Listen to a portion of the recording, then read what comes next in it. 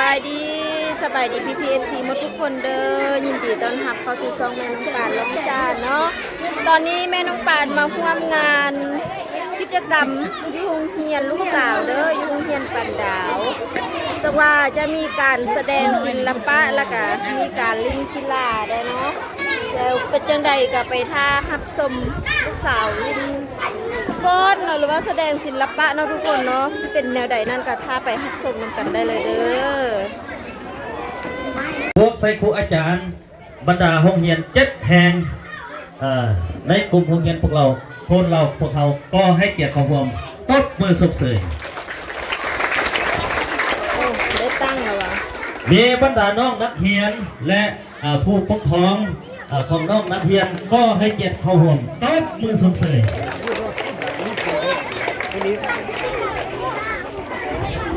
เพื่อให้แนมรับต่อไปนี้ขอเชิญบรรทานพบกับบทฟ้อนเป็นภาษาคนละเนาะแววคำทูเนาะประเทศลาวจากโรงเรียนสุขประเสริฐณโอกาสนี้เชิญทุกท่านสมได้ณโอกาสนี้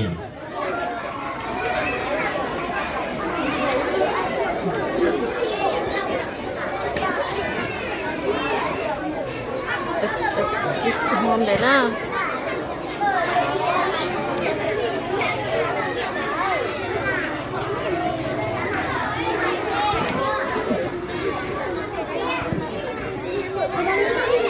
พากันเลี้ยวเบิ่งกองแม่เด้อ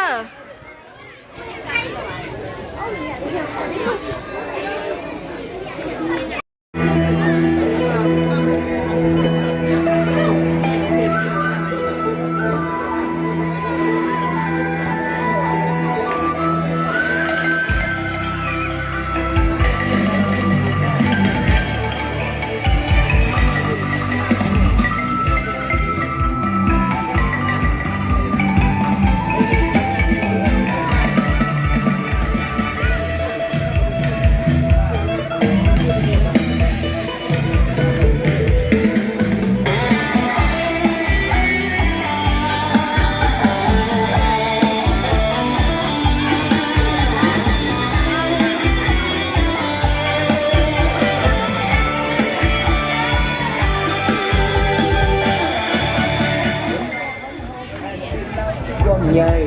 เอาภาคภูมิใจวันพระนัธรรมมันดีงามเขามีหอยยิ้มภาษาปวนยังไทยทานสบายดีงามแบบเราภูมิใจ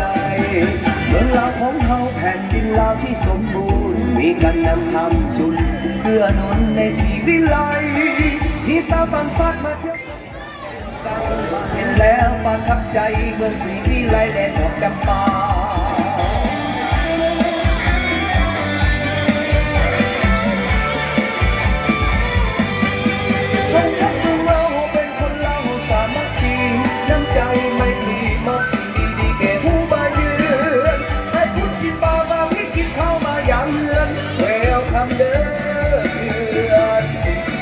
เที่ยวมาเยี่ยมประเทศ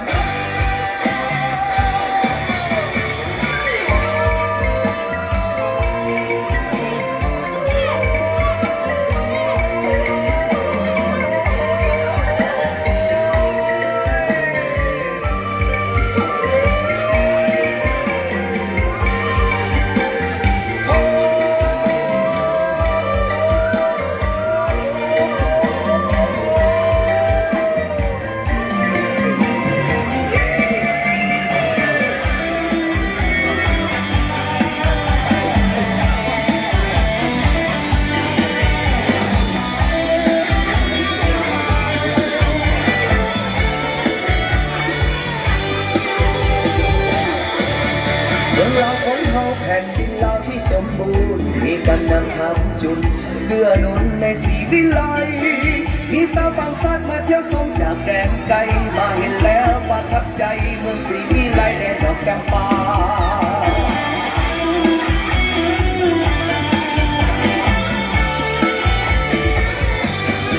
เขาเป็นเมืองเราเป็นคนลาวสามัคคีน้ำใจไม่ดีมอบสิ่งดีๆแก่ผู้มาเยือนให้พูดกินปลามาที่กินข้าวมาอย่างเยือนเวลคัมเดอ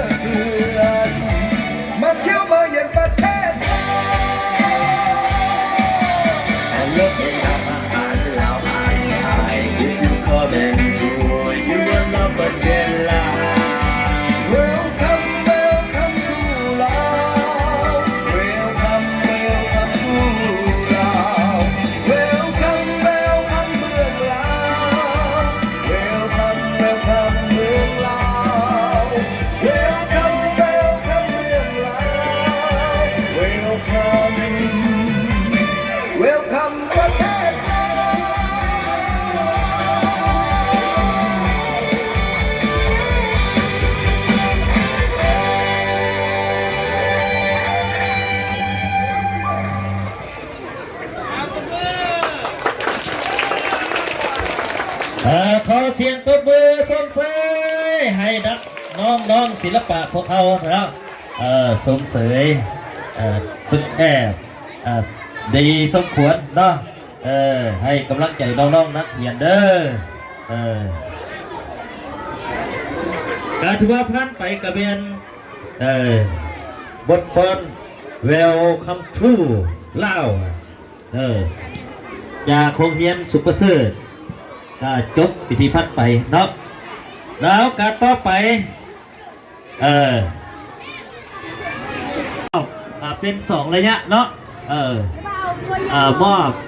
ศิลปะแล้วภายหลังนั้นเลยจะมอบทางกีฬาเนาะและให้ทางรางวัลที่3ก็มอบให้ทางอำนาจการปกครองเนาะมันจะมี2 ระยะการมอบท่านประธานหรือผู้ห้องคนมากก็มอบให้ประธานมอบก้อนและผู้ห้องก็มอบทางกีฬาเนาะเอารอด5การลุ้นคะแนนบัดนี้เอาขอเสียงทางนอกนะองเฮียนได้สิได้รางวัลที่1ของศิลปะมีอยู่นี่เนาะได้คันพร้อมเงินสด300,000 กีบ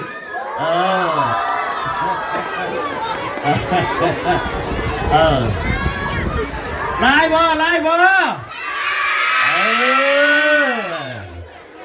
รางวัลที่2ได้เงินสด200,000 กีบรางวัลที่3 100,000 กีบเป็น2 ระยะเนาะมอบศิลปะแล้วภายหลังนั้นเลยจะมอบทางกีฬาเนาะและให้ทางรางวัลที่3ก็มอบให้ทางอำนาจการปกครองเนาะมันจะมี2 ระยะการมอบท่านประธานหรือผู้ห้องคนมากก็มอบให้ประธานมอบก้อนและผู้ห้องก็มอบทางกีฬาเนาะเอารอด5การลุ้นคะแนนบัดนี้เอาขอเสียงทางนอกนะองเฮียนได้สิได้รางวัลที่1ของศิลปะมีอยู่นี่เนาะได้คันพร้อมเงินสด300,000 กีบ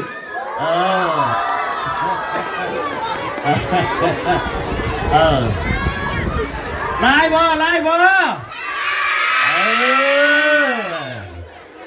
รางวัลที่2ได้เงินสด200,000 กีบรางวัลที่3 100,000 กีบโอ้ยเอาขอเสียงเด้อ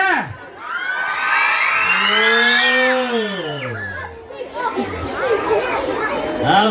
รอท่ากรรมการกำลังลุ้นอยู่ขอเสียงเ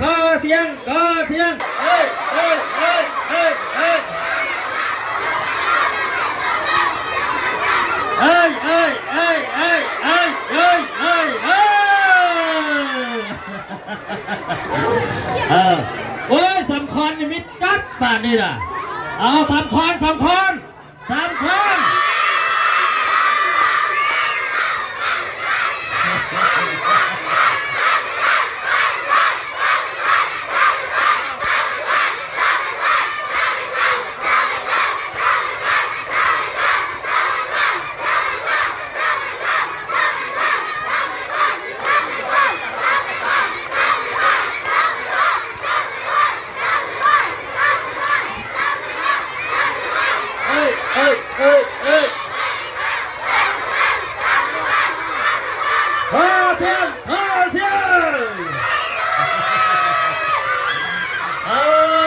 ตายแล้วบัดนี้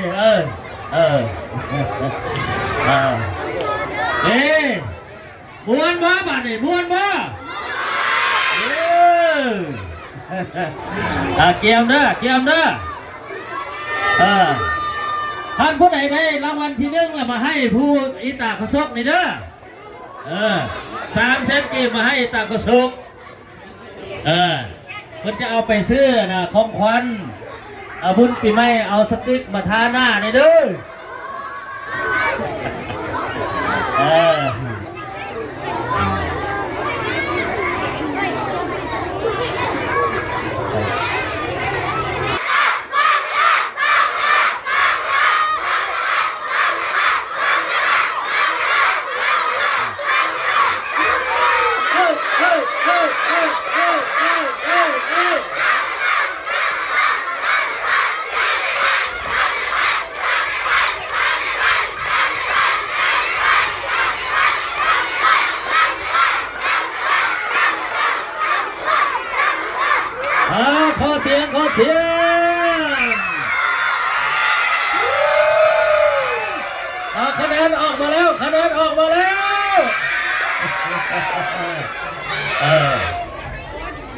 บ่อยากฟังบ่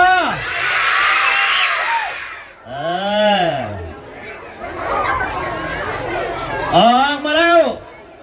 รางวัลที่หนึ่ง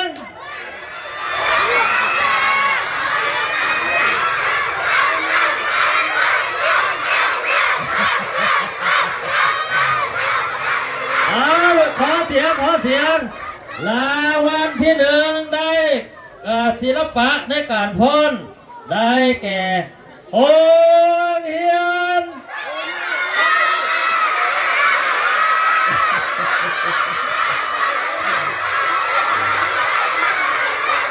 ซุปเปอร์เซอร์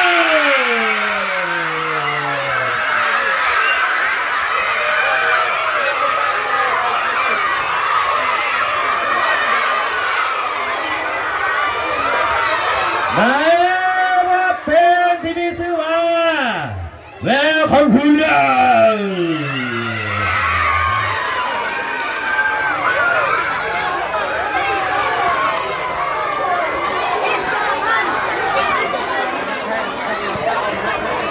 ขอเชิญตัวแทนของ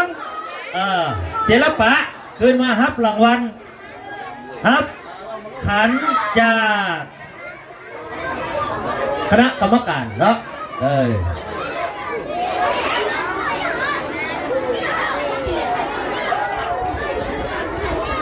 ด้มอบที่หนึ่งมอบที่หนึ่งมอบให้ทางศึกษาเมืองมอบคันแล้วก็รางวัลขอเชิญโอ้เพื่อสรรเสริญทางศึกษาเมืองมอบบันทึกภาพไปเด้อ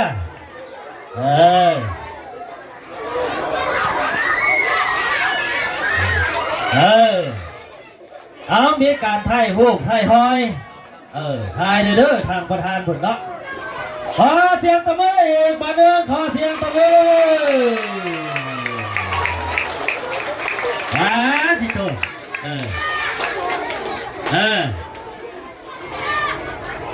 เอาดีใจบ่โอ้ให้แม่มาถ่ายรูป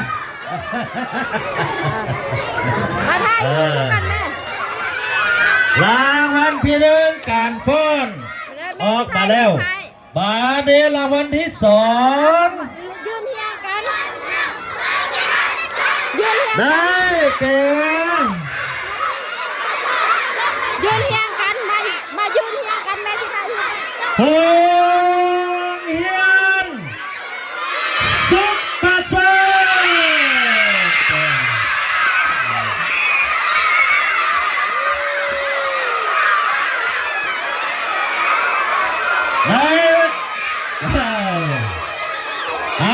ขอเสียงได้ต่างหน้าขึ้นมาครับรางวัลต่างหน้าขึ้นมาครับรางวัลที่สองจากโรงเรียนซุปเปอร์เซอร์อนุบาลซุปเปอร์เซอร์สรรเสริญเจ้าอนุวงศ์ประเภทหนึ่งวะจับปลาเลยแม่เป็นตัวแทนครับรางวัลจากประธานกลุ่มอันนี้ได้ที่หนึ่งวะจับคันแล้วแม่ที่เป็นผู้ทายผู้พายขอเชิญทางประธานกลุ่มขึ้นมอบของขวัญรางวัลที่สองให้แก่ห้องเรียนซุปเปอร์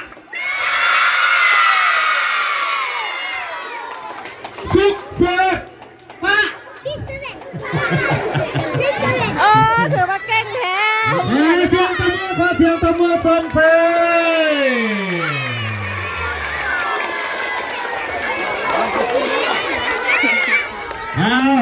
ตะมือสนเสเลยเนาะเอาถ่ายรูปอย่าฟ้าออกนะเอาไปทั้งนั้นหัวหน้าห้องเรียนกับเข้านำแม่หัวหน้าห้องเรียนไปอยู่ทั้งนั้นเด้อเอาไปได้เข้าหรอ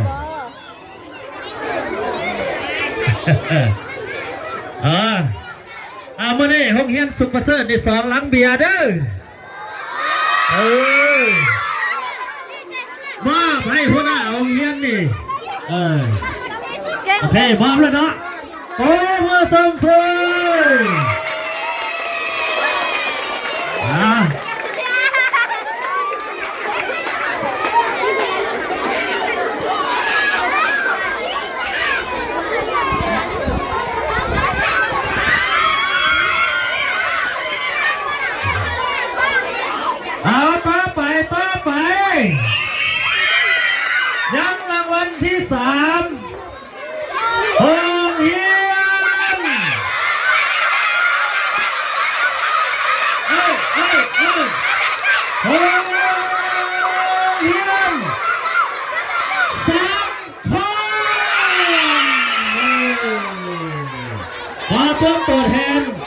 มารับรางวัล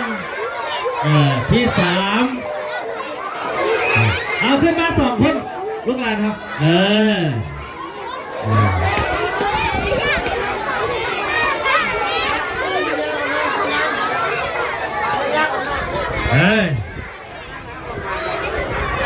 มอบให้ทั้งคณะบ้านพลเรา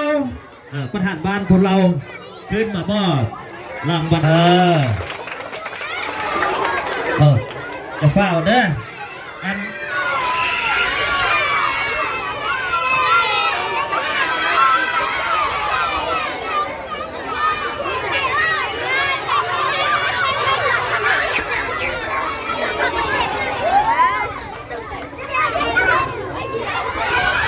โอ้ยมันสุดๆมาจริงเหรอ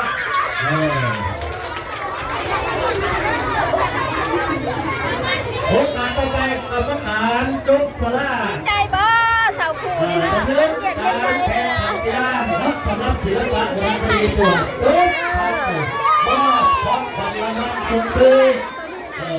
ที่1ที่2ที่3ให้แก่ทีมงานศิลปะจังหวัดกุ๊กพันธุ์เนาะพอใช้ให้นักศิลปะพวกเขาอยู่ดีแน่ทุกคนทุกท่าน ถ่ายรูปครูสาวครูได้ว่าดีใจได้ที่1บอกรับเต้นนะบอกมู่ผู้ที่ฟ้อนนำกันนะเข้ามาหา เอาตัวแทนนักกีฬาโรงเรียนสักคนเรานักคุยหน้าใส เดิมเขาหาแม่นว่านี่ก็ฟ้อนนำกันวะเข้าไป จุกสลา ถ่ายรูปไฟเดอร์เบิ้งกล้อง1 2 3โอ้ยเกือบบ่เห็นกันเนาะ หรือว่าจะบ่มีการยืนตัวคัดออกเลยเนาะ แล้วเอาไม่หรือว่าบ่เห็นผู้บ่เห็นหน้าก็มีเข้ามาหากันโอเคได้แล้วบัดนี้นะ1 2 3มีแต่คนงามให้เบิ่งเนาะ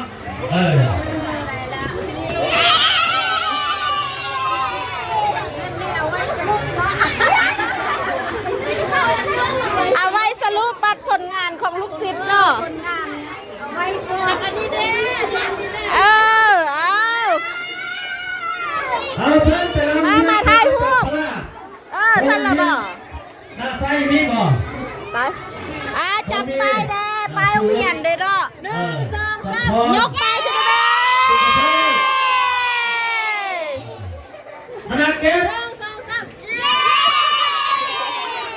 มันยุกไก่โพดเอาใกล้ๆยุกคืออะไรเอา1 2